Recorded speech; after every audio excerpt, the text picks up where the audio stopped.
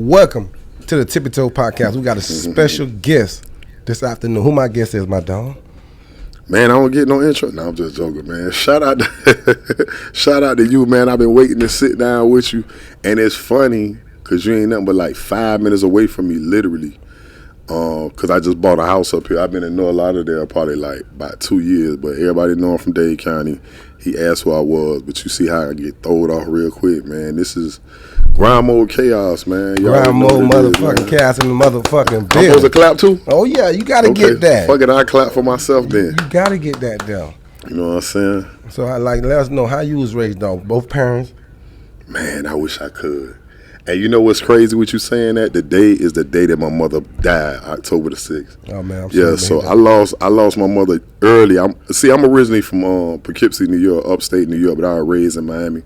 So just like I was saying, like my mother was on heroin, out in them streets real deep. You know what I'm saying? My father was on coke, on heroin, drunk. You know what I'm saying? And I lost him the year before I lost my mother. But October the 6th, that's why I don't even like being around nobody too tough on October the 6th. But I made a promise to you, and I said I would come. So, you know what I'm saying? But yeah, I definitely lost my mama today. You know what I'm saying? Got a tattooed on my chest, man. Every day I think about it, man. So if you got a mama, public service announcement, man, hold on to them tight, man. You only get one, and one day she might leave. You hear me? Hopefully she leave before you know what I'm saying? You know, and you live to tell about it, my nigga. I love life, man, and I wish she was here, but you know what I'm saying? Like, I take everything that I learned from that situation and from her lifestyle being in the street, my nigga, and I try to be a testimony to that. You know what I'm saying? So, yeah, man, shout out to everybody, man, this viewing. And like you said, you remember your people's, like how young you was because you remember your people's on doing stuff like that. Oh, man, I saw it all, bro. I ain't have a regular childhood. You know what I'm saying? Mm-hmm. Like I say, I grew up in, like, the crack era. You know what I'm saying? So I'm from Polk Projects, upstate, a lot of murder going on, a lot of crazy shit going on, and you know what I'm saying? Like, you know, mamas do what they do, they lie. They talk about she diabetic and she sticking needles in her arm for that, but my mama had 1,000 holes in her arm. Like, how old were you? Man, I was young, bro. Like, I lost my mother when I was about to be like 11. I lost my father when I was, you know what I'm saying, like 10, and my mother just had, I know you heard me talking about my brother, who, you know what I'm saying, who locked up. I just got off the phone with him again, and he was 10 months old when she passed. So, nigga, I was a father young. Like, I had to raise my little brother, you know what I'm saying, type shit. Like, for real. This shit just keep going on. I ain't worried. You got your sleep on, though? That's probably what it is. Okay. But yeah, that's what happened with that, man. I had to be a father young, man. I had to raise him and learn a lot of shit young. So that was your younger brother? Yeah. Mm-hmm. Yeah. So how it was, damn near raising your little brother, you know, playing parents, and you was the only, you know, older brother, that's it. I mean, it made you take things a little more serious and be raised faster, dog. Like, I'm a grandma's boy at the end of the day, because I came to Miami, you know what I'm saying, like when I was young, and then my mother passed, and then I got stuck in Miami. I was off of 50th Terrace and Biscayne Boulevard first, and living over there, it's a little nicer, but I still had to be schooled, you know what I'm saying, with all my little Zoes and shit like that at Morningside, and went to Charles R. Drew too. I fought a lot, you know what I'm saying? Like, I fought a lot, dog. Like, I fought a lot when I was in Polk Projects. I fought a lot more when I came down here because I had a little New York accent, so you know how it is in Florida, and you young, like, niggas find every reason to dislike you. Mm-hmm. So, fought about that. Fought at the Haitian school because I was a Yank. Mm-hmm. Oh, damn, this nigga he don't speak Creole. So they had American school and the Haitian schools in Miami? Yeah, like, see, Morningside, like, when you come to Miami, like, a lot of them that end up living in Little Haiti, they coming right to Morningside Elementary. Mm-hmm. Then they go to, like, another school, and then they go to Edison. You know what I'm saying? So all that whole area, that's predominantly, like, Zotown. Okay. And I came up in that area when they had Booby Boys and John Doe and motherfucking Zoe Pound and shit like that. Salute to all them, the survivors and shit like that. But in that area, it wasn't nothing to be fucked up with. That's a fact, because Zoe Pound was, them niggas was everything that you heard about, but a lot of details is left out. Like, niggas was really getting fucked up, shot up, chopped up. Okay. Before we go too, you know, deep into, let's take it back when you was young. So, you know, like, you out there, lost both parents. Mm-hmm. Like, what kept you occupied, you know? What did you do for fun? Just the same stuff that other kids do, man. You know what I'm saying? Like the games, a little ghetto game, but then still like doing stuff that you still end up in trouble, man. You still, breaking in cars and doing crazy shit. We ain't got no business doing, you know what I mean? Breaking in stores and finding little baby licks and shit like that. So, you seen yourself getting involved in that stuff? Definitely, you know what I'm saying? And it sucks to say it, but man, it's survival of the fittest. Mm-hmm. I never saw it like a lot of things that I seen other teenagers doing, like coming up, man, doing stuff for fun. I wasn't doing it for fun. I was doing it to survive. That's how I looked at it. And then I went from that part of town to P. Ryan. And P. Ryan is in South Dade County. Who you end up moving to get you on that? Yeah, I was always living with my grandma. Okay. But like anytime my mama get out of jail or get out of rehab or get out of hospital, because my mama used to OD and get brought back, going to rehab, get brought back, get back on it. You know what I'm saying? Relapse in the dope, because that's one thing about dope that I always talk about, man. Like, unless you been on it or somebody that really been on it and watch the transitions, my nigga, that's a fucking demon that you on. Like, I spoke with Gunplay about this shit too, man. Shout out to Gunplay. That's my homie, man. Like, and to talk to him about it, that's why I praised him on my TV show, because I know what it's like to, people on the outside looking in, never doing drugs, and I don't knock it. Do your thing. Just don't let it control you. But my point in bringing this up is, when me and Gunplay were talking about it on my show, I was just saying, like, I commend you, bro. Like, and I don't care how many times you got to start back over, my nigga. Like, fuck what people got to say. It's about you surviving this, because I watched my mother die from it. You know what I mean? Like, from drugs and A's and, you know what I mean? That shit ain't Gucci, bro. Like, so that's the kind of introduction I got into having a vision in which I ain't want to just have the same life, bro. That's really what it came down to. Like, so I had to find my own little therapy. I had to say, well, damn, let me get into writing poems and shit like that, because I know I'm off balance. So at what age you started getting to writing poems? Around the same age, elementary, middle school, that I did when, nigga talking about your shoes and all that shit. Like, cause I fought a lot, but then I zoned on niggas a lot too. Like, you on the school bus and nigga, you had that shirt on yesterday, nigga. Okay, let me talk about this, da. And you know how we do. It's just like we talking shit about each other. And I'm gonna talk you till you start crying or want to fight. You hear me? But I knew how to fight, so you don't want to do that. And then I had a lot of brothers and sisters and shit. Like, but yeah, man, that got me into battling. So by the time I got into high school, I knew how to talk about everything about you, and then I make you cry off of just freestyling. Okay. You understand what I'm saying? And then all my niggas that was with me within my squad, the Chuck Dallases, the Jeff Jones, all my niggas, they got murdered like early or went to prison and shit like that I was doing stuff with. And I was like, damn, let me take this music a little more serious. Oh no, before you got into the music, before now, so like when you was out here trying to survive, like you said, you was out here, breaking in stores just for fun. You ever got caught up in the situation? I never did, bro. Thank God. Thank God, because I'ma say this, and I'ma come back to what you saying. One thing I learned early on, like, because I learned from a lot of OGs, and I was like, even though I was young, I had a big ear and a small ass mouth. You heard me? So I did way more listening then than I do, you know what I'm saying, probably now. But at that time, my nigga, my OGs would tell me, like, if you gonna do something chaos, do that shit by yourself. You know what I'm saying? And I didn't learn that until I went to jail one time, and I was juvenile. When I had broke this dude's jaw, when I did it with a bunch of people, because I was trying to break up a fight, my homeboy. And it was a gang down south. If people watching from down south, they know about IMP. What's IMP? It's a little Hispanic gang that's down there or whatever. And I was with my young nigga Zoo Crew, because I used to live by Metro Zoo. And that's before the music, right? Yeah, that's before the music. So what ended up happening was, I broke the dude's jaw in a couple places. They got me for inciting a riot, aggravated assault and battery. What happened? Let us know what happened. What happened was, I was breaking up the fight, and the Chico sitting in the car. You know the clubs they used to go on the steering wheel? His sucker ass and his homeboy hit me with the bitch, and when it caught me, I fell into his shit, and I broke his jaw, snatched him out the car. When I fought, everybody who was around me followed me on some Malcolm X shit. Okay. They just went to tearing the whole parking lot up, flipping cars over, busting nigga shit up. Like a riot. Yeah, so they got me for inciting a riot. I don't even know nobody with an inciting a riot fucking charge. But I got that. I got aggravated assault and battery. And then boom, here it is. I had bucked it. When that shit happened, I ran. Everybody else out there still fighting. I jump on somebody else's bus. Boom. End up in a whole another neighborhood.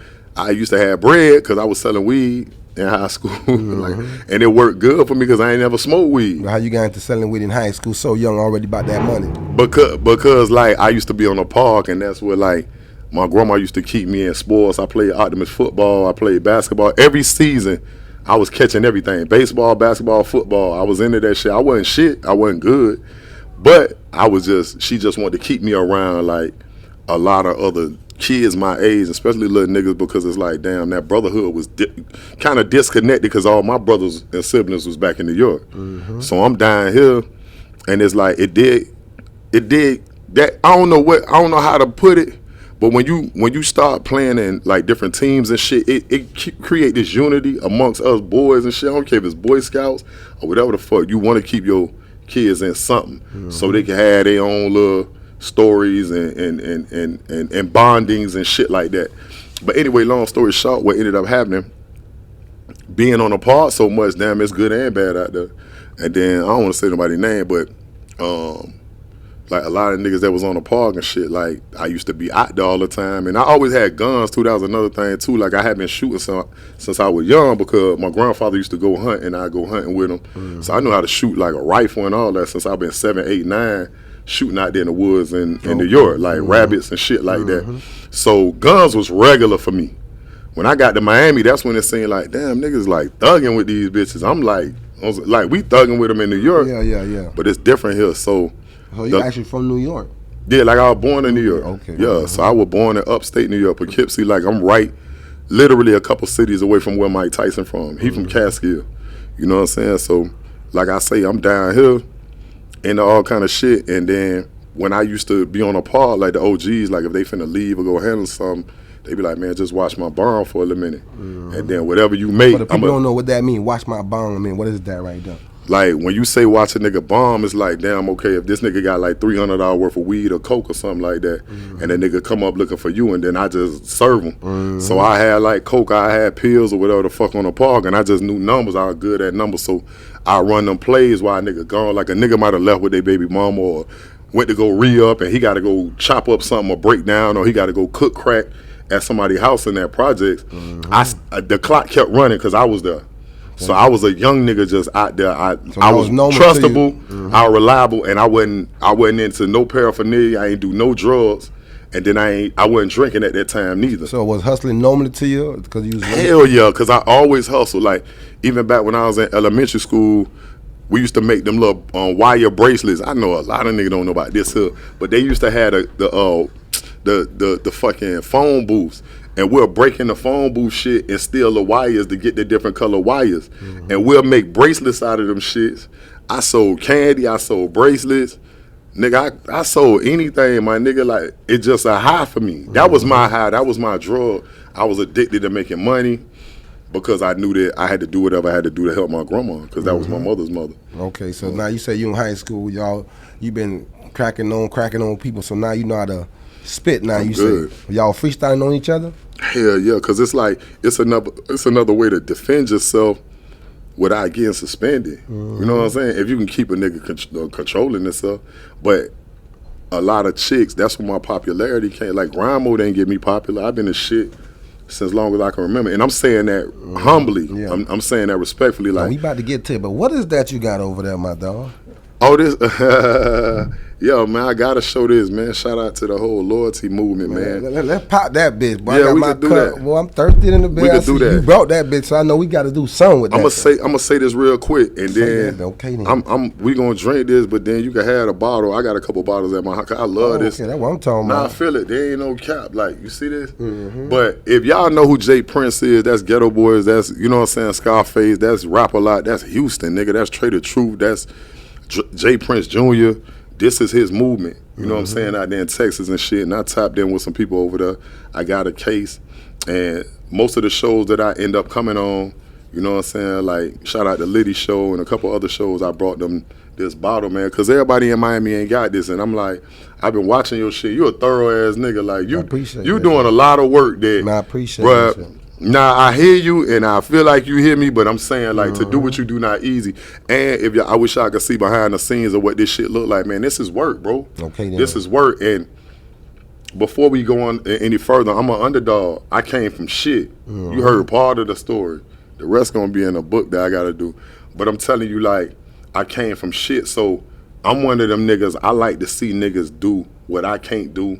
Or what I haven't done. You gonna turn up too, nigga. You understand what I'm saying? I've been watching your shit too. Yeah, like I like seeing niggas like really getting it off the muscle. And I don't even know your whole life, but I'm getting part of it by watching your grind. We're gonna turn up. You know what I'm saying? While you pop that thing, that ain't is one of those right there? Oh yeah. So we gotta be careful with that one then. Yeah, we'll do it that way. Okay. So when was your first time dibby-dabbing into the studio, dog? What kind of was it? A home studio? What kind of studio it was? We got a studio down south by the name of Demo World. That was the first studio, right? And that before Grandma, right? Yeah, this way before. Cause I'm like, oh. God. Nah, you good. We gonna have them come turn up later. I ain't shake it up, so I know that it ain't too. Damn, I ain't got no ice in mine, huh? You ain't got no ice in there? Nah, cause you ain't thought about me like that, man. You gotta stop being. No, ain't that the ice. I tell you about everything I say, man. It's selfish over here. The Tippie Toe show, man. He's stingy with the ice, man. We better than that, King. I'm gonna answer this question though. But what you were saying was, hold on. What you were saying was, I was doing like freestyles and all that, and I didn't need. Yeah, do it till you're satisfied. Okay, I'm good. Whatever it is. All right, so what ended up happening is I started getting into freestyling, and I still ain't take this shit serious. I was just playing around with it, and my homeboys had little hole in the wall ass studios and shit like that, and I was like, I go in there and freestyle with them. I would never take them recordings too serious. But then what ended up happening, this dude, because I shot a movie, we'll talk about that in a minute too.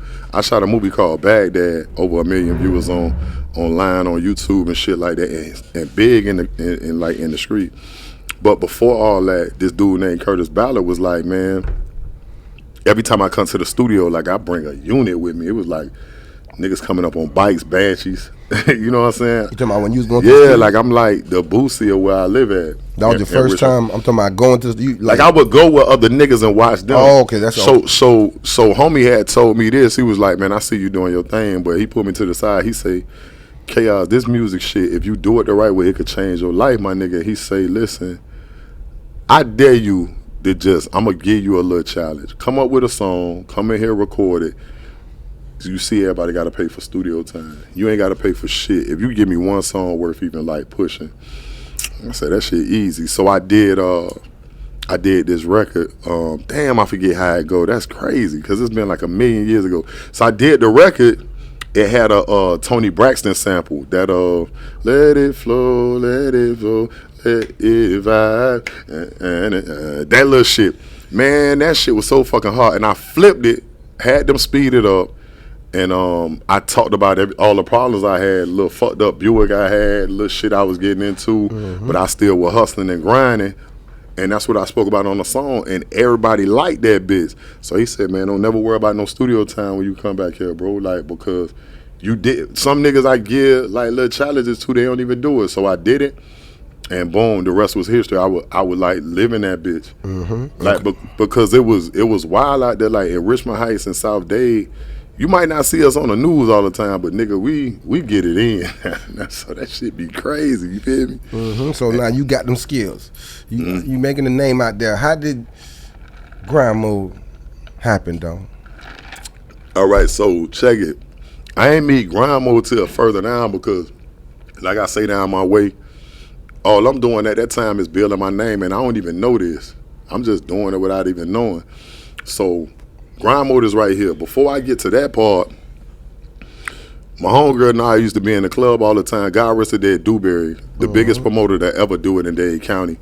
I just happen to be like, that's like one of my OGs. You say, why you feel like he's the biggest promoter? He is, period. Like, he's dead and gone now, but he's like the biggest. Like, any promoter that's out right now that's big, they know that they got their format from him. Okay, then. He's one of the original Miami niggas, and he's from my hood. So I grew up around this nigga, and he just stopped telling me, like, let me put you on flyers and get you cracking. He ain't want nothing in return or none of that shit. So I started getting a big name down south and shit. That's what I'm saying. And then I had this other big song called Goddamn, where every line, we off in this goddamn thing. It's about to get off the goddamn chain. We ain't playing goddamn games. Blow you out your goddamn frame. Like, I snapped, but every line had goddamn in it. Okay, then. And it was big down there, but then it never could get on the radio. I was saying goddamn. You know what I'm saying? They want to put that on there? Hell nah. And There wasn't no way to even clean it up, because you would have to hit a song to know what I'm talking about. So now, that shit blow up, and I'm performing it everywhere. And while I'm doing that for like damn near a year, I'm still in the street, still doing my thing, still hustling, moving weight. But my homegirl was like, man, why don't we take some of that little other money and start a magazine? I was like, you start the magazine, let me see it. And then once I see that you serious, I'm going to fuck with it. That's what happened. So now, that got my name bigger. So now I gave DJ Khaled his first cover. I'm a young nigga now. But I knew that I'm in every club, every radio station and shit like that already pushing the magazine. So I gave Khaled his first cover. I gave T-Pain his very first cover because I was around nappy heads and all. Like, so a lot of the niggas that's big now, I had relationships with them niggas, man. You like it? Oh, yeah. This shit a vibe now. This bitch a vibe. And it's a good vibe. Yeah, like, if you had like your little slider. Oh, yeah. This the vibe now. I ain't making you say that. No, I just want to see you say it. it. But every time I put it on, the nigga be like, damn, what the fuck this is? I'm like, nigga, I might have to get some more cases then. I'm telling you. And I'm bringing you something. Ain't nobody else got this bitch now. Nah, I'm fucking with it. And Drake going hard on like promoting that bitch too now. Okay. But nah, let me get back because my ADD kicked in. So now we do the magazine. And the bitch start taking off. I'm giving niggas like a real good look, DJs, all like this before Instagram. Now ain't no Instagram, so if you in that magazine, nigga, you the shit. You feel me?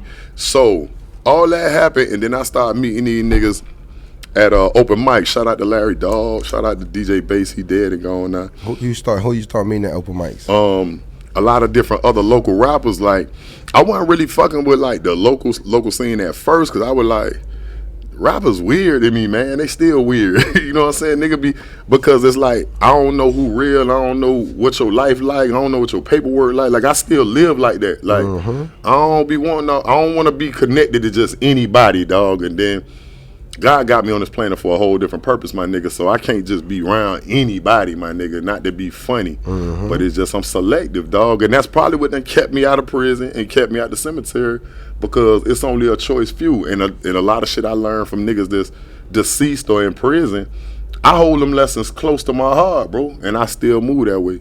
So the long and short, like, I started coming to open mics, and then I met like Stage, who's Get Fucked Up. He was on that. Yeah, that's the nigga who's in my group, and another nigga. But it was like 8 niggas. Come on, Get Fucked Up? Yeah. From that song on Slip and Slide? Get Fucked Up, Get Fucked Up. That's the nigga that's singing on I'm So High. I do all the rapping, most of the rapping. And my nigga Hunger, the Haitian nigga who everybody who see me in pictures and shit, they always see me with this Haitian nigga named Hunger. That's my that's my partner. Yeah, he got bars too, I think. Yeah, he ain't fucking playing. So now and you say the other one was the one that the artist for Get Fucked Up. Yeah, Icons. Name of the group, Icons. So he must have been the dark skinned one then. Yeah, he had the braids on. He was on the hook, had the little goals and the little pull-outs and shit. Yeah. So then, nigga asked me if I want to be in the group after I did a couple songs. Because we had Icons. Now, this right before I was... he was off of Icons now. So now watch this. We got a song. It's a cocaine theme. We flipped that Beetlejuice song. I got that yo, I got that yo. They like 1 6 bricks, 7 bricks, 8 brick flip. We made it a cocaine record. That bitch was big in Dade County.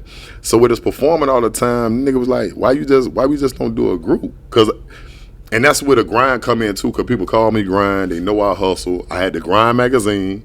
I had Grind Time TV at that time. And Grind Time TV, I gave like Flo Rida his very first interview. A lot of niggas that's big now, I gave them they shot. You know what I'm saying? and I was doing over 1 million viewers a month. Now there was no podcast at that time, no vlogs, none of that shit.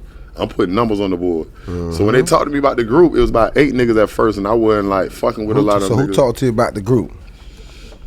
Hungry and him talked to me about the group. So they feel like, you know, we need to get together. Yeah, cause he like, man, they it's like the movement. All these different niggas you got. Everybody was from a different part of Miami, and I'm the nigga that's from down south. And it's like, damn, that shit perfect, bro. Cause the whole Miami like. So I say, okay, let's kind of fuck around with it, but some of these niggas ain't. It was by 8 niggas, but the rest of them niggas had to go. So it was grandma was about to be like 8 niggas. Yeah, like a Wu-Tang. Okay. So that's good. That's interesting. I did not know that. But the problem was, you know how this nigga keep going to court. He got baby mama issues. He come to the studio whenever he want. This nigga don't be writing. It's just some niggas just riding the wave. And I was like, we gonna do this shit. We got to do that. What's happening, Goose? I seen them tapping in. Okay, you already know. But I wasn't feeling a lot of shit, and I was like, man, if I'm gonna be in a group, because a lot of people don't ask me to be in a group, the shit got to be something that's gonna win, because I'm gonna put some bread into this shit. So what you think about when they say let's be in the group? Because you ain't never been in the group before. I was in a group called Ghetto Gangsters, but one of my niggas kept getting in some trouble, and he had gun charges and shootings. The shit wasn't working. So that's what made me had like post-traumatic stress toward being in a fucking group. I'm like, I don't want to be in no group if a nigga gonna be fucking my life up. Nigga, I could do that by myself in the street, bitch. So yeah, we did the grind mode shit, and the shit started working. We spent a lot of money on the Yayo record and a mixtape. But how did you drop the 8-3 though? Remember what you said? Because I dissected the shit out of niggas. What you say? Like, how y'all did it? How you did it? Like I just would tell a nigga this shit ain't gonna work. I would have get on niggas' ass like, bruh, if you late one more time, bro, you might as well just stay home, bro. Oh, you putting pressure, bitch ain't want to come. Ooh. Man, look at my face, man. I look like I play with niggas, man. Like, listen on my mama, boy, on my mama grade. Like, when I believe in something, I really take it serious. And it's like, niggas don't want that pressure. I'm gonna pack your ass out. So, niggas like just start going in different directions. Go ahead, do your thing. And sure enough, life showed what them niggas chose to do, which is like, you not finna ride this wave, bro. Like, for real. Just like you might have had like 15 niggas with you that started this, but this nigga just want to come in, fuck hoes, and this nigga want to drink and smoke with you, but you not bringing nothing to the table. You gotta do something. You gotta bring something to the table. Listen to me, son. Watch this. King, I had so many niggas around me that I done disconnected from because I don't like niggas hanging with me, bro. If you hanging with me, okay, you need to be the shooter. You need the nigga this nigga gotta take a charge. He the driver. This the nigga that carry the bags. Everybody got a position. Even when my niggas was free and my brothers and shit like that. If you come on the road with me, I don't care if you my brother. Nigga, you need a job. Cause I'm gonna pay you. You're not hanging with me, bro. I already know. You understand? Because when niggas hang, this is what I learned from niggas too though. Even in the trap, if you hang too long and niggas ain't getting money, niggas start like envious. Nah, facts. But you like me, we start talking, we gonna turn up. I gotta keep you zooted up and booted up, motherfucking. So y'all start dropping. What came first? I'm So High or Ecstasy? I'm So High came first because, where did that, like, who started the sticking movement? You seen them juking vibe music? I'm gonna go over that. All that whole juking shit came from this. Yes, no. From my side of town and down south, there was no jigging movement before I saw it. That's a fact. You could record this shit. You could look before. You could look it up. You gonna hurt your fucking fingers, bitch. I swear to God. There was no South Miami juke movement before me. There was no South Day juke movement. Where I'm from is the countryside of Miami. When you think of Miami juking, you think like, damn, my nigga, we had dancers before that. But Miami, like the south side of Miami, Goose, P. Ryan, Richmond Heights, Goose, Florida City, Homestead, Modella, Coconut Grove, all that shit on US 1, we get overlooked and we looked at the countryside of Miami and niggas don't give a fuck about us. So I stamped it. I was like, damn, okay, this is the South Day Juke movement. And guess what happened? That Juke movement we came from a pill area. That whole era is Blue Dolphins, them little red pills, and niggas just like, I kept seeing niggas in the club doing this, and like half of that's dancing, the other half is them niggas ticking and tweaking. So I thought it was funny, like sometimes I see it like down there in Homestead, Ghouls and shit like that. Sometimes I see it in Coconut Grove where niggas is like in the strip club in the after hours, and I see it with the shorties mimicking the grown people. So now, so everybody was making regular music. You saying before all that? So Facts. Everybody was doing street music. So what made you? And when you in the studio, like how y'all orchestrated it? Like who Gorilla Tech made the beat. Who made the beat? Gorilla Tech made the beat. What made you? A nigga ain't make him have that. Niggas just explained the vibe that was going on. Like when I was like, bruh, we was performing. I got that yayo, like I told you, in all these different spots. But then when songs would come on that sped up at that time, they never had an official juke song or. They just sped it up, made it sound right. Juke. Niggas will speed it up and take off. So then what happened was, I'm telling them niggas, look, we got to dance where I live at. This bitch at all the football games, the kiddie clubs. When I drop my nephew off, everywhere I go, they doing this. They stop at traffic, the juke. Yeah. So they doing the South Day juke. Yeah, and South I Day. told them about it. Watch this. So I say, when that beat came up, that's why you hear it at the end of the song. Can you South Day juke? That's where that came from. Some people that don't live here, like they live out of town, they think we saying, can you stop that juke? It's saying, we saying, can you South Day juke? So now, when that shit happened, can you stop it, Juke? when that happened, I say, fuck it. I already got dancers at that time. I told them niggas to meet me at the flea market at US 1 P. Ryan, not at 79th, not at Swap Shot, not at Oakland. Niggas always get it mixed up. I was there. I recorded it. So I know. Ain't nobody else. Who's the engineer? No, I'm talking about two different things. I'm talking about when I video recorded, the niggas that you see, when you look up South Day Juke and you see them juking in the flea market, I recorded that with my dancers. But what they were juking? What song they were juking to? They was juking in my shit. What song though? The I'm So High. I'm So High came first. Yeah, I know, but we trying to like how we made I'm So High. You know? Oh, I'm So High. We ain't skipping that, man. Yeah, no, we ain't skipping that. I'm trying to let you drive. You drive, and I'm just in the passenger. We both turning it right now. We gonna do this. So watch this. What happened was a nigga told him the vibe where it had to be a certain what they call it, BPMs, so a certain speed. So then boom, when the music got made, then the homie came up with the hook with the I'm So High vibe. So y'all in the studio, he come up with the I'm So High vibe, and then I'm like, damn. He been sending the beat, or y'all heard it in the studio? Nah, it got made in front of y'all. Yeah, nah. It got made before we got there with Stage, who's in my group. So when the song get made, he let me hear. I'm not there. He let me hear. He say, bro, who's this. He? Stage. I'm sorry. Yeah. So when Stage let me hear it over the phone, I said, "Ooh, that's right in the right pocket." And that's another because he's still that's the one who was on Icon. Yeah, Icon. Yeah. So now the nigga tell me over the phone like, "Bro, this the pocket this shit need to be in." That's what I'm telling him. And when he called you, and what you heard, his verse, did you hear? No, I just heard the beat and I heard some of the hook. It ain't mixed. What did you hear? And I'm so high, that part. And I said, what you said? Shit. Ooh, I almost broke my goddamn phone. I said, that's the lane it need to stay in because I'm telling you, that's the high You already era. was seeing that. But I'm telling them what to do because I'm like, dog, this is we in a pill popping era, and it's like niggas get high, and that's what the fuck happened. So then when the song get put out, I mean by the time I get to the studio, he sent me the beat. I wrote that bitch in no time. Like, see, I ain't talking about getting high. I'm talking about women getting me high. So that's when you hear me petite, thick, skinny, short, small ass. Nah, my bad for cutting. Go ahead. Go ahead. On your verse though, dog, even though it's like they say juking song, it looked like you was representing for all sizes, from fat to skinny, all colors. I had to. Like what is it like? Why you came like that? It's like you ain't playing around. It was a dance song, but you was teaching. With me, let me tell you something. What mind frame I was in at that specific don't sound time. like my baby's dark toned. For one, I love me some black women. So I went through the assortment of black women, you know what I'm saying, all the way to yellow bone to dark toned it. Because I felt like, damn, we started to get, and this ain't no shot at nobody or disrespect at nobody, but I love black women. I don't give a fuck. And that don't make me bad for that. Like other races love their races. I love black women. So I want to highlight that in every way. I don't give a fuck if you fat, slim, thick, short, you a midget, bitch, you bony. I don't give a fuck. We need to love our women. So that's what I was saying in the song. And bad bitches get me high. You could be bony as fuck and look good. You could be chubbier than a motherfucker. Look at Lizzo.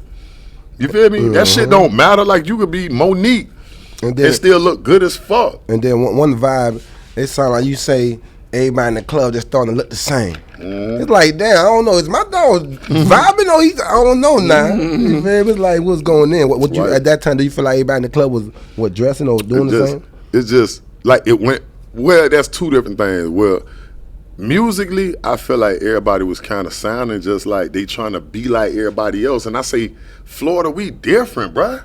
They come here, other out-of-towners come here and they trying to bite how we dress, how we vibe. We wear bright colors.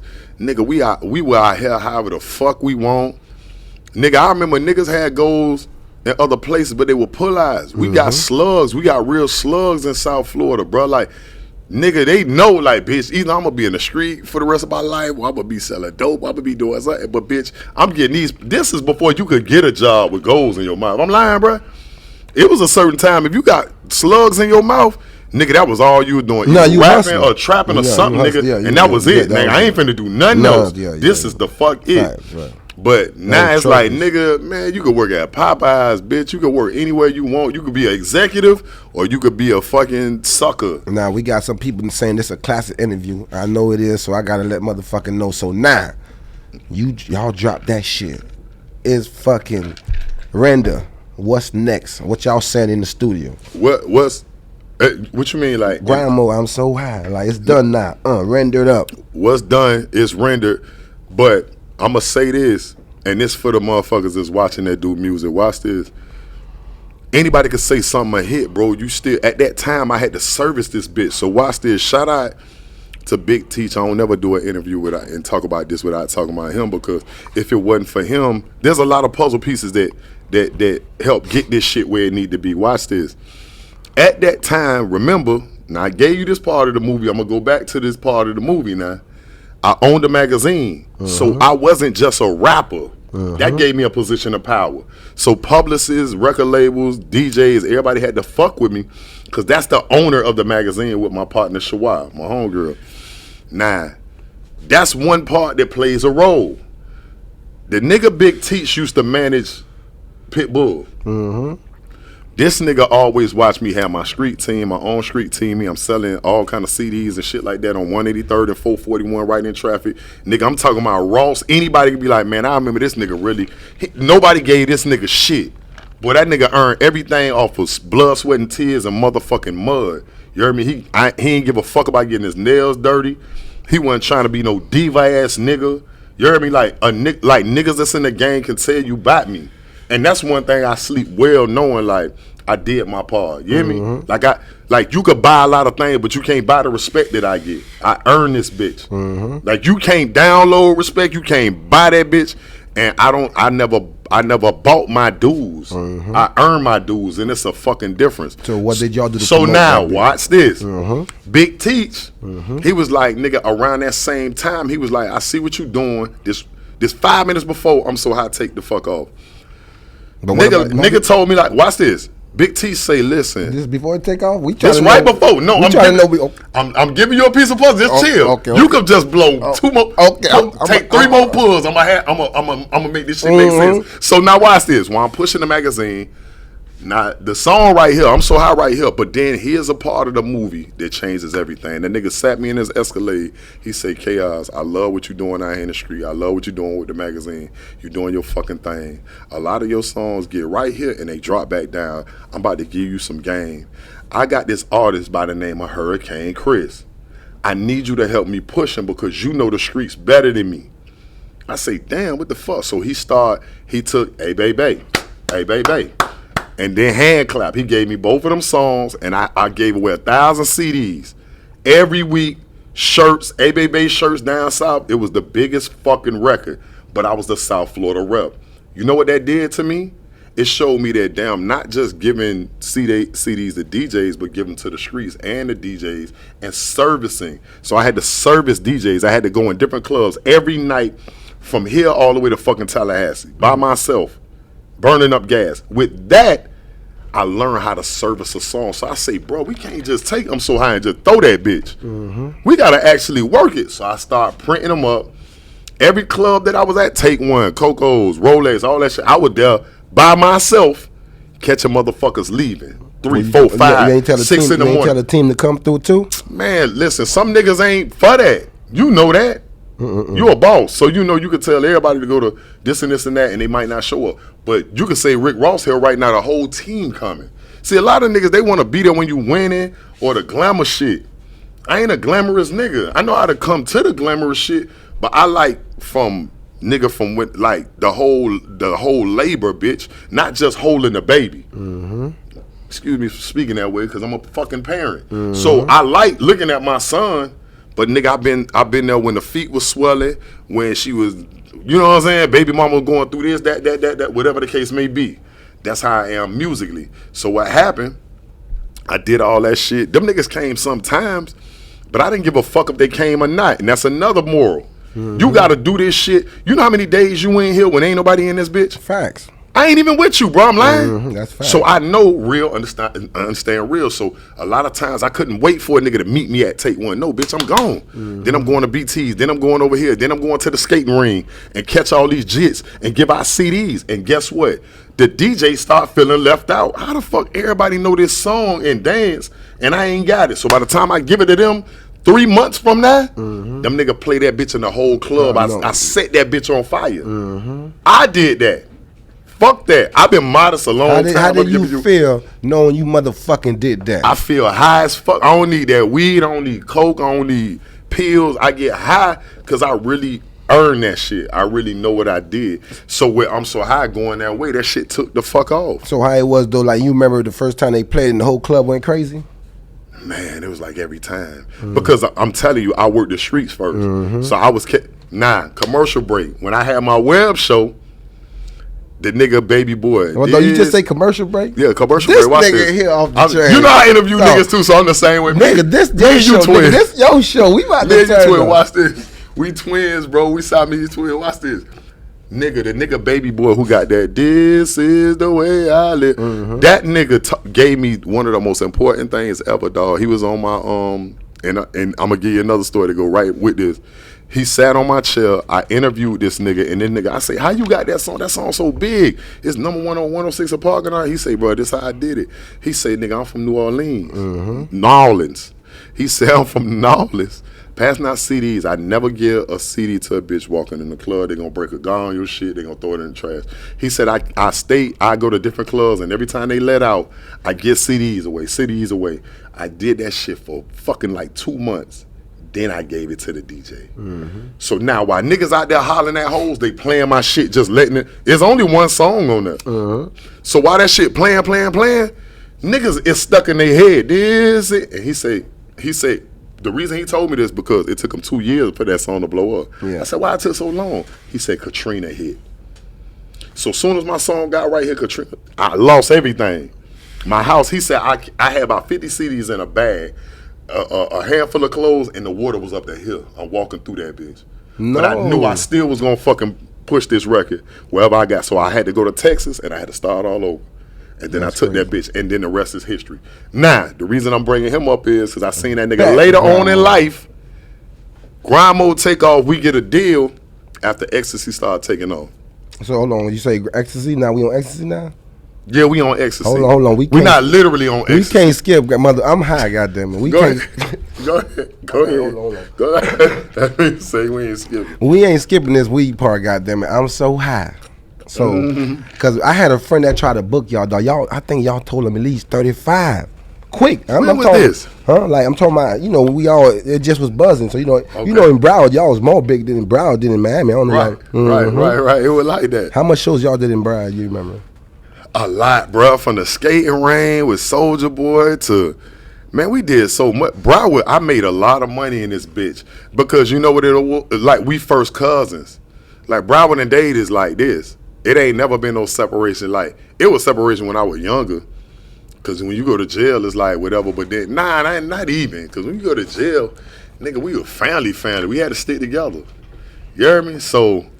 At that time, like Broward, I made a lot of money. I made less money in Miami, believe it or not. I know you make more money in Palm Beach all night. When I went to Georgia, Alabama, South Carolina, North Carolina, Virginia, all that. Because we've been all over the country. I'm so high, it took us all over.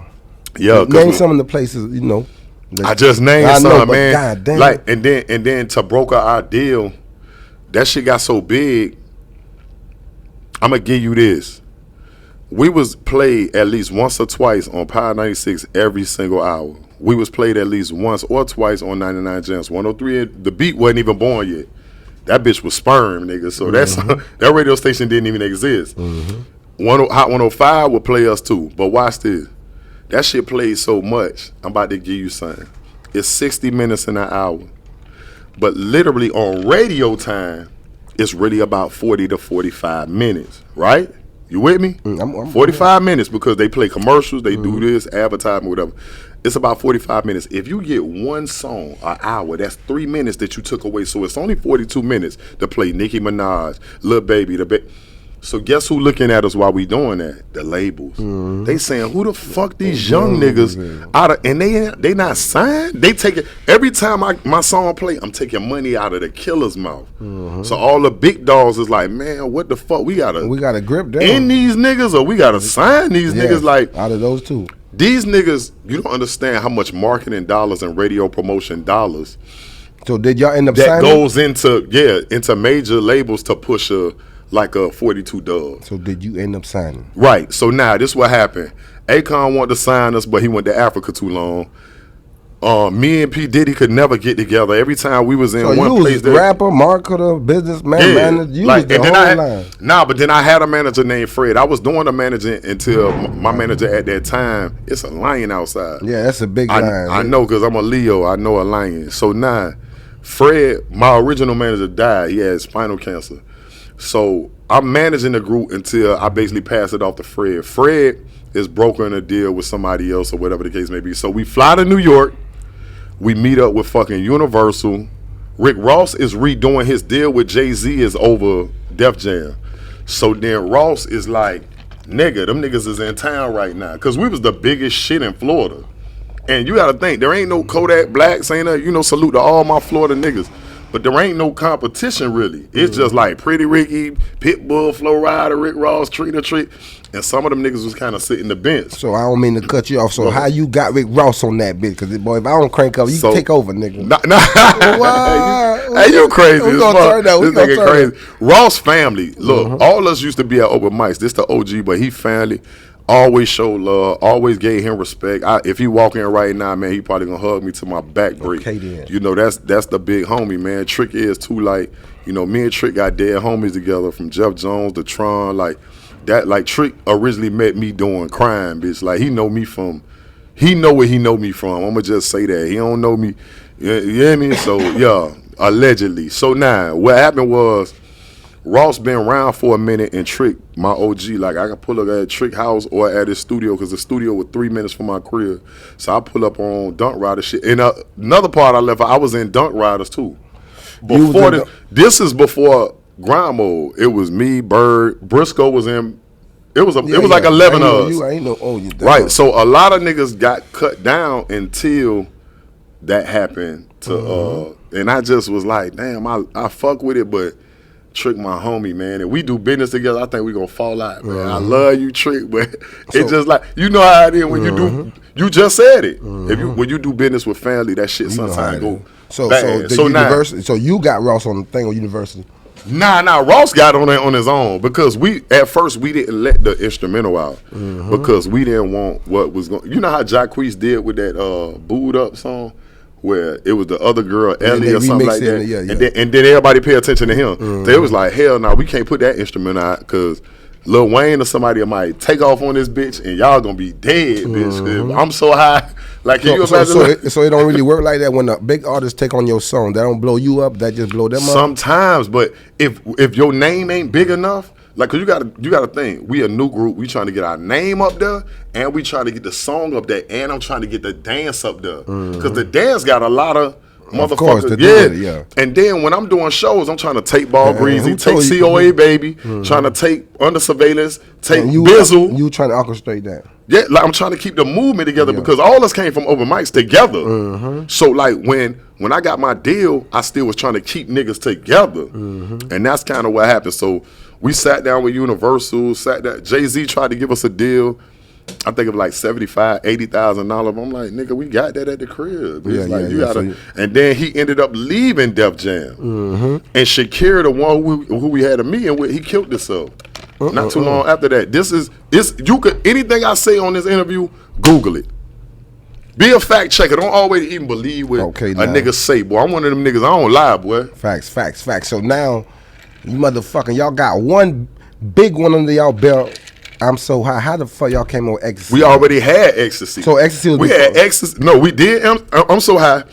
When we started doing shows and getting that shit in the street, we recorded Ecstasy right behind it. Then we had Crush All Night. Then I had Vibe With You, which Tony Galvin made the beat. Now, Tony Galvin is the one who made that Who's Bad? The Baddest Bitch for Trina. He did This For The Thug remix with Trick. He did a lot of shit for fucking Young Jeezy, T.I., all that. And while that shit, all them shits was taking off, that's when we got to deal with Universal. We got $1.2 million from them. 1.2 million. We got $1.2 million, and it was a 2-album deal. The shit was going good. Hold on, my dog. You know you took over. I'm trying to get to the when the plane gets shot down. No, you ain't gonna do that. We gonna stay out. We gonna stay up in the sky right quick. Hold on. So, goddamn, y'all. How did it feel, though, dog? From the hood. It felt good because we was going broke when that deal happened. Like, I literally. How y'all was going broke? Y'all was doing shows. Nah, but it still ain't enough. Like, you know how much money you got to spend to stay up? It take money. Break it down, because you know, like niggas get confused. Like, dog, that year that we spent on, like, just say, I got that Yayo, we put up 40,000 mixtapes. Them shits look like goddamn video game covers. We was spending a lot of extra money in the strip club trying to get this shit popping. Coco's, we lived in Coco. So even though them strippers knew us on first name basis. So even though y'all was getting show money, we was still putting it back in the game. So you gotta think, niggas still got mortgages, niggas still got bills, niggas got kids, shit like that. So how did y'all deal with this shit knowing y'all got hot hit, but the money was not enough though? The more money you make, the more money you spend. You see it with rich niggas. So now, while we going up and we spent all that money trying to put the mixtape out, which was called Fourth Quarter. And the single, watch this. This right before I'm So High. While our money going down like this, the money going down. No, that's the money going. The money going down. Soon as I'm So High coming up like this, and that bitch about to say, so it went back up like this. Okay, but $1.2 million. Let me say this. That bitch. $1.2 million. Listen, let me say this, cause I ain't finna let him. Nah, it's my show. Listen, $1.2 million look good as fuck till you look at that bitch on paper. Okay, then. Then it's a loan. That be like a PPP loan. All them niggas who got that PPP loan when they first started, them niggas done fuck that bitch up. These niggas got glow in the dark goals. Nigga done got a longer dick. Bitch got all they whole surgery. Niggas started just spending money. So watch this. On paper, that bitch ain't nothing but a loan. Now, like if they give you an advancement or like a real live bonus, that's something different. Like that means they gave us $1.2 million, but they gave you 50,000 cash for your own pocket, him 60, shit like that. Watch this. What did you $1.2 million? If you don't mind, you mind us telling. No, my very first check was number $10,000 from that big. Yeah, because watch this. Everything gets broken down. You get 20% to your manager for brokering the deal. So you do that math. Then you. The people that do executive production and the producers and shit like that, they get their cut. Nigga, the label gets X amount of money because we were signed to our own label, but we did a joint venture with Big D. Big D is the one who had Pretty Ricky, and a lot of other groups. But anyway, radio campaigns. The video cost $80,000 that we shot in California. What video? Now you can shoot it. No, I'm So High video. Oh man, nigga, you can shoot a video for $1,500 right now. Okay, I know, but did you know that video costed that much? Hell, fuck yeah. Did you? Because it was Eric Wright. Eric Wright got a big ass name. But if you know what you know now, will you say no? We're not using you, Eric Wright. Dog, you knew niggas. Now, and that's what. Hold up, damn, you bringing up a good point. Yeah, I'm actually. Let me say this to you, King. Watch this. The more you do for yourself and the more sufficient you are, then you get to be a pen writer. You get to be a nigga who can control the room when we in a boardroom. But we was new niggas. We got just enough, big enough to another nigga to say, no, this is what y'all gonna do, da, da, da. Because the first two directors, we weren't feeling them. They wanted us to do some old outer space. Why y'all took it all over to California, though? Because that's where Eric Wright is from. And then he was like, it's cheaper for me to get these models.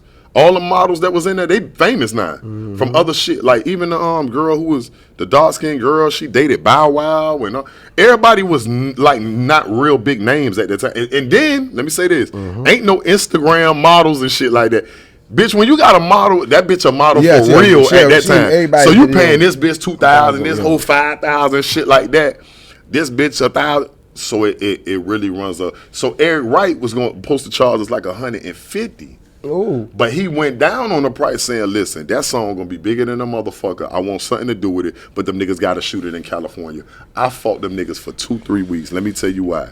Cause I know they wasn't gonna let me fly all my dancers out there. Most of my dancers are babies, them little girls like 13, 14, shit like that. So none of y'all say, my best dancer, in Miami. My best dancer was 11 years old, girl named Brittany, and she wasn't even in the none of y'all say we doing this video in Miami. I said it, bro, but I fought for weeks about it, and it was like, listen, they could put our whole project in the freezer.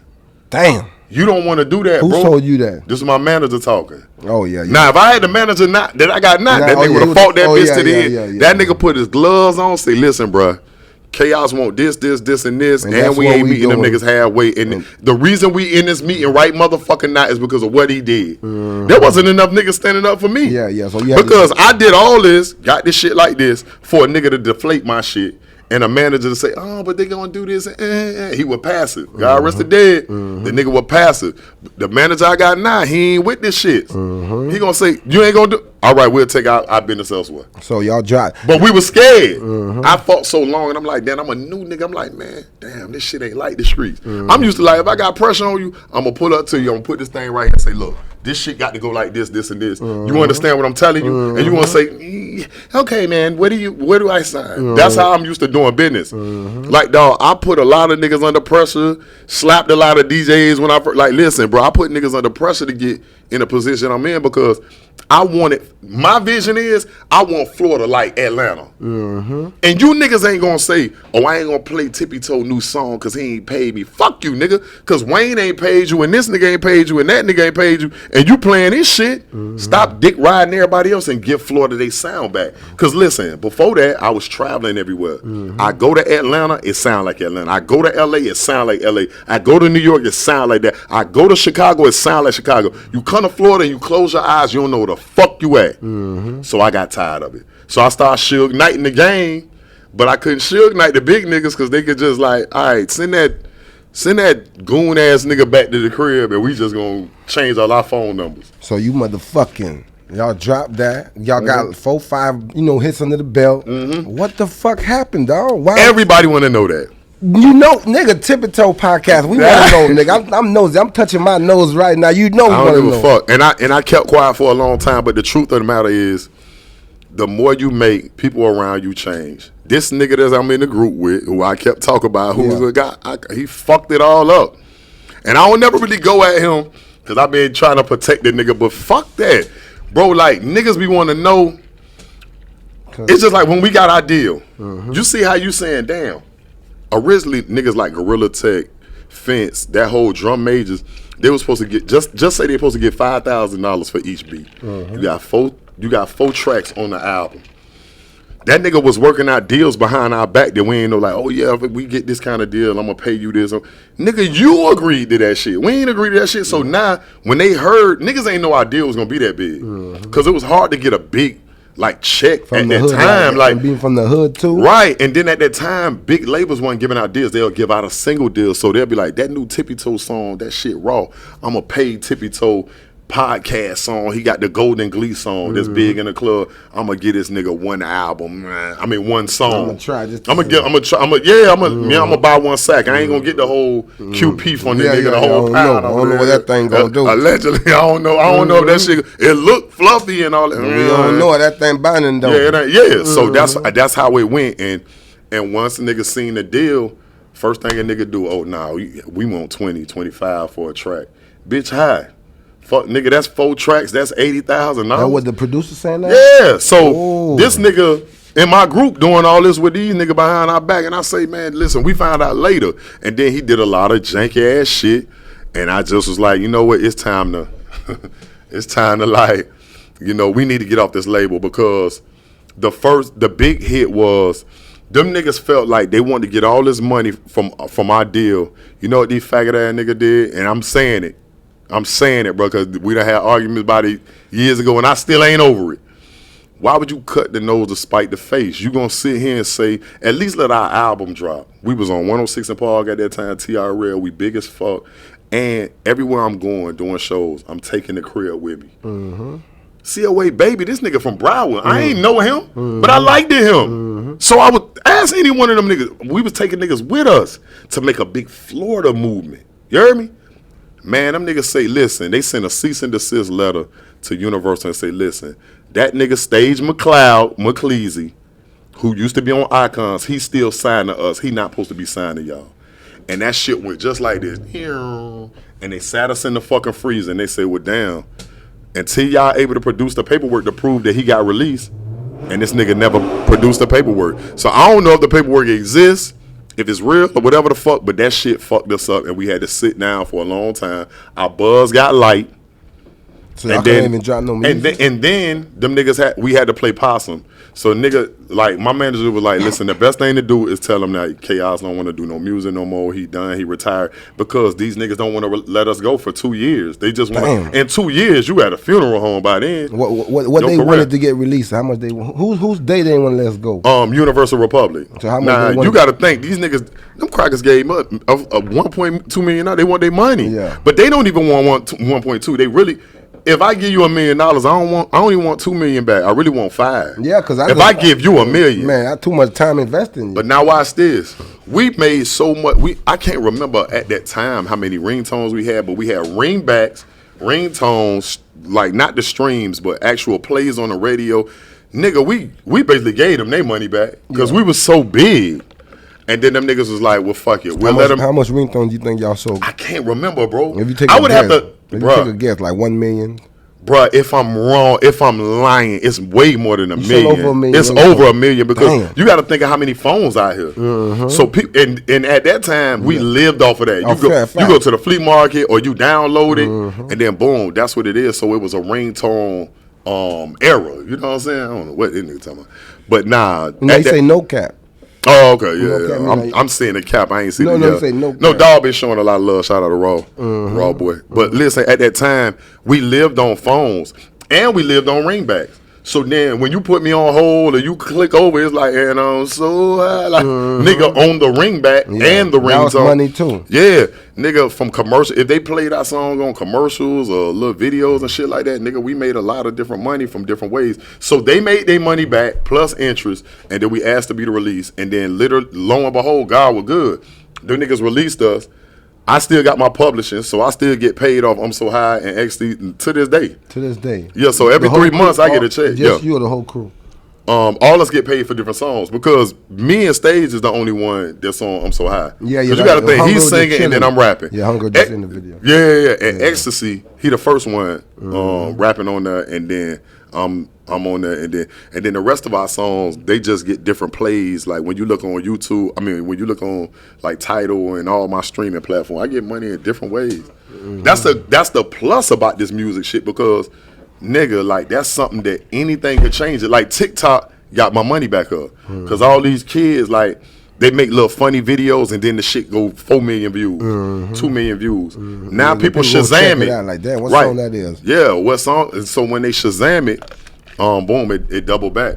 You know what I'm saying? But damn it, yeah. She's saying streams don't pay that much, but if you got a record, it pay that much. Trust me. But anyway though, why when the label was holding y'all back, y'all still say fuck it, man, let's still drop mixtapes?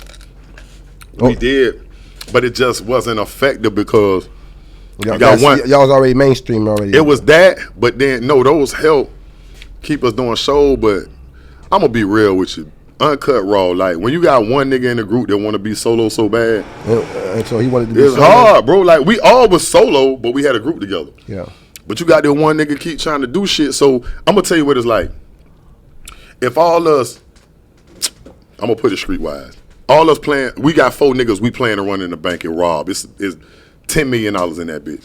And every time we rob a bank, we bring the money back here and we count the money and we try to break it down. But there's one fucking duck than keep running somewhere else and leaving some of the money somewhere for itself.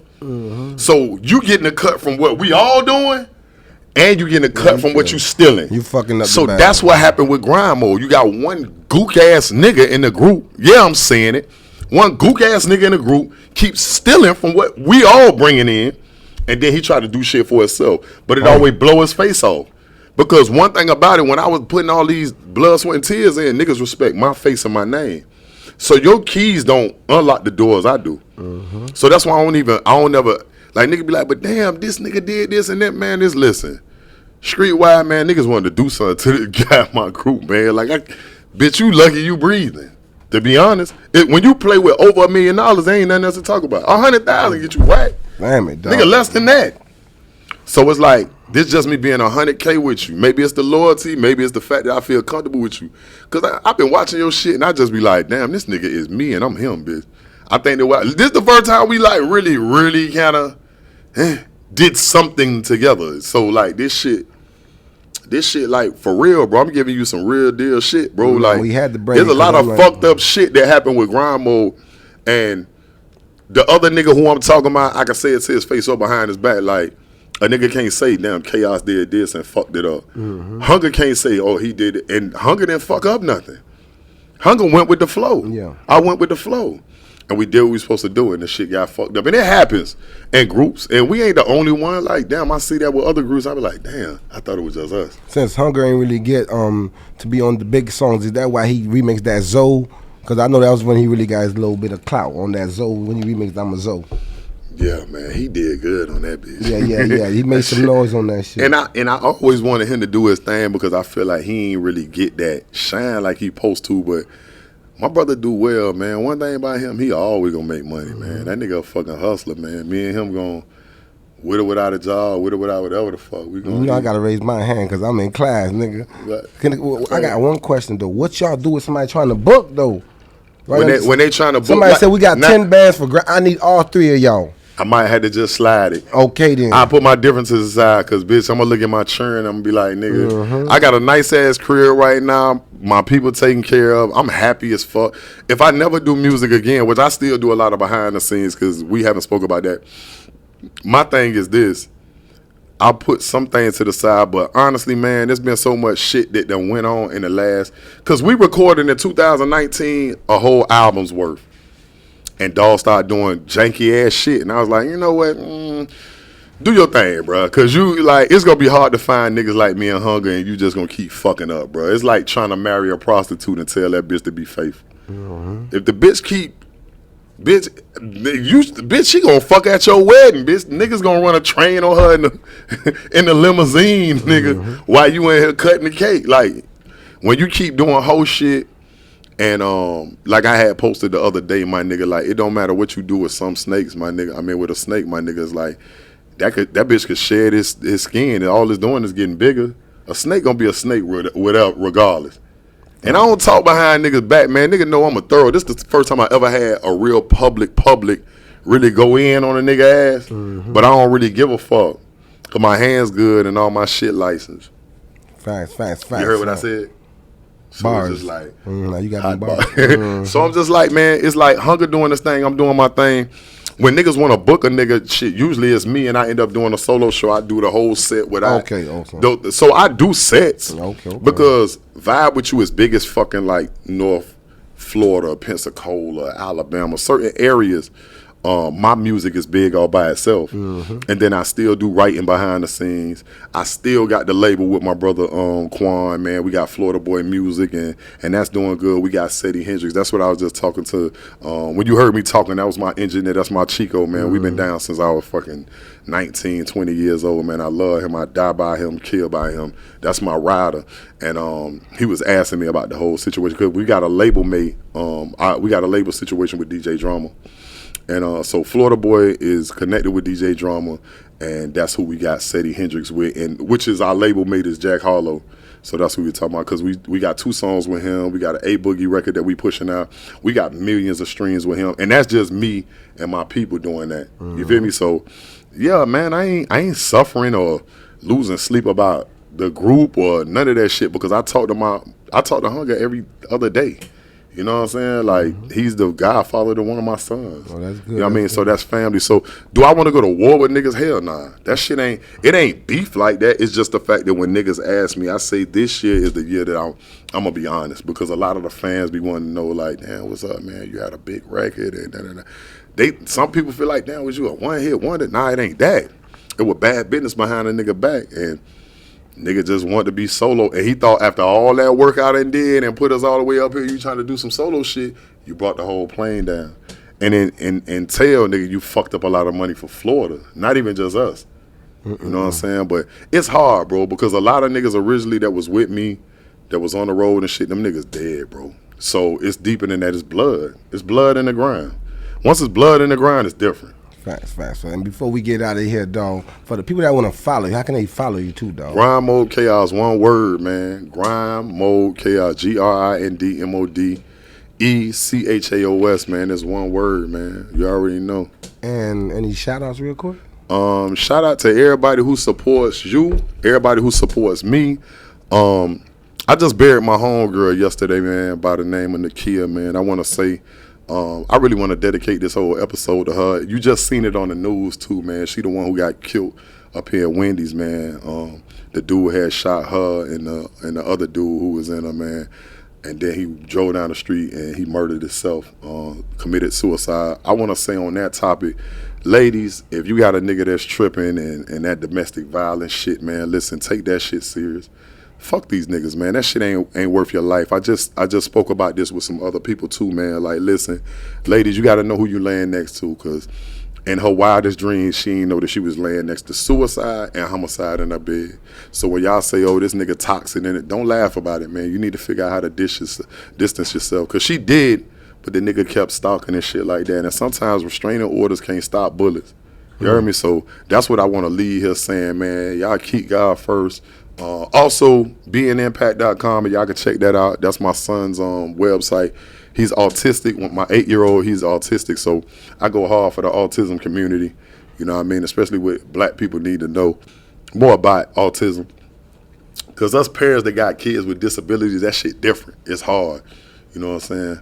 So that's pretty much it, man. And I really appreciate you, bro. I got one more too. And I said, you say you done been through a lot of shit. Say you got a book coming out? Man, I'm like, people trying to get me on it, but man, right now I'm sketching it out. I don't want to speak too much on it. I'm just mainly on my music right now. And oh yeah, Baghdad. We didn't really talk about that too deep, but I shot a movie called Baghdad. Over 1 million views on YouTube. Y'all how did you get into the movies? The same guy who started me in the studio. He decided to shoot a movie in Baton Blues. Opalaka had the highest murder rate that year in Miami. They beat out Poking Beans, and he asked me, was I down to do it? And I was like, nigga, I ain't scared, let's do it. Okay, and it came out to be a blessing, man. And every time I go to Opalaka in that projects, they love me in that, man. How you feel everything you touch, you don't play? Hell no, man, because there's somebody watching that need it. My TV show is on video mix, but dog, people see it in jail. And I always try to make sure I throw this miniature story out, man. Like, you never know, like, even what you saying, like, I always try to leave something positive out there, because you don't know who watching. And niggas in there watching the TGK, Metro West and Stockade, man. There was a nigga seen me one time. He caught me at G5 in the strip club. Now, niggas say you ain't supposed to be in the strip club, but look, I'm in there, and this nigga looking at me. This nigga got me oversized, and I'm thinking, nigga, it's an issue. Like, he want pressure. And he tell me, come holler at him. I come holler at him, man. Tears started rolling down his face. I said, what's up? He said, Chaos, you saved my life. I said, hi. He said, man, I was in jail and I was about to kill myself one night, but I was watching you. You said, man, whatever you going through, give it one more day. I said, get the fuck out of here. I ain't even remember saying it. But he said, give it one more day. And I say, dog, why niggas was playing spades and dominoes and not even paying attention to you too well. Niggas around me ain't even know I was finna go to my bunk and kill myself, because I ain't want to go back home because I finna be released. And the next day I got a letter from my mama, and my mama apologized for everything I put you through. And when you get home, you got a job, a place to stay, and all that shit. He said, I'm married. I got a daughter right now. I owe that to you. I said, that's a fucking lie. You owe that to God, because I ain't know to say that. I just said that for whatever reason, my nigga, but I'm proud you here. And that money that you got in your hand, don't even throw it. Just take that to somebody's church and pay tithes or something on it. You know what I mean? So I said that to you because you in a position of power, King. You heard me? Like, so some of these things, I know you freestyle a lot of shit and you got a lot of stuff in your head, but use these platforms for the right reason because you're doing crazy numbers. I'm proud of you. If nobody told you they proud of you, my nigga, I'm telling you you're proud because it's not easy. You know how many niggas trying to say, oh, nigga, I do a podcast better than this nigga, and they ain't even left their mama couch. They smoking just like you smoking, but you smoking in your spot, doing what the fuck you supposed to be doing while a nigga just blowing, talking shit, playing John Madden. Okay, you know what I'm saying? So I'm proud of you, my nigga, real shit. And use this shit for the right reason. Every now and then, write something that a nigga need to hear on this bitch. Nigga, motherfuckers, I might have special guests too, nigga. Yeah, we're gonna tell you can teach me some shit, nigga. Nah, I'm telling you, man. Like, I be watching your shit. You just had Gunplay, Briscoe. I be, nigga. Yeah. And whoever I got, you can have them. Okay, then. You just gotta tell me who you want. Say no more. I'm gonna be tippy-toeing on you. Nah, okay, man, that's easy, bro. Say no more, man. You already know, man. Till next time, man. You already know. And let them know who my guest was one more time, my dog. Grind mode chaos. I'll be safe out there. Oh, man. My dog just did that shit, man. Made a movie. Tippy Toe Podcast. What you mean? That's what we do, man. Till next time.